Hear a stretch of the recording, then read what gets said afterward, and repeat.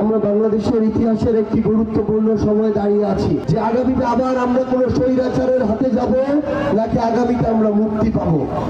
যে গুরুত্বপূর্ণ সময়টি নির্ধারণ করবে যে কোনো একটা মাত্র স্বৈরাচার এসে আমাদেরকে আবার জিম্মি করবে নাকি আমরা আমাদের সম্মানের স্বাধীনতা ফিরে পাবো।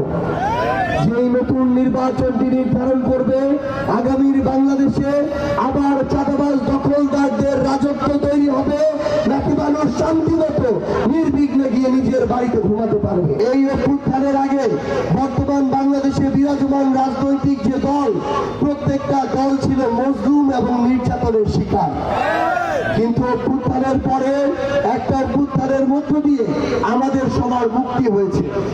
আমরা এখন পর্যন্ত কি কেউ ক্ষমতায় এসেছি? কেউ কি ক্ষমতায় এসেছি?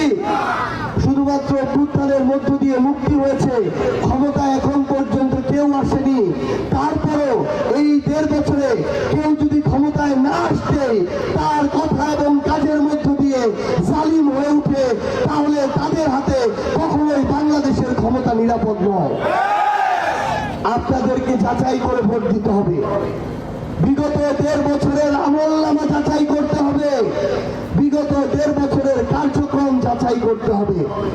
আপনারা লক্ষ্য করুন, এই 1.5 বছরে কারা চাঁদাবাজি, সন্ত্রাসী, মাদক ব্যবসা থেকে শুরু করে মানুষকে হুমকি দেওয়া, ভয় দেখানো, লুটপাট করা, বিভিন্ন মানুষের থেকে মামলা বাণিজ্য দিয়ে, মিথ্যা মামলা দিয়ে টাকা খাওয়া, এমন কোন অপকর্ম নাই যে কিছু কিছু মানুষ করে নাই।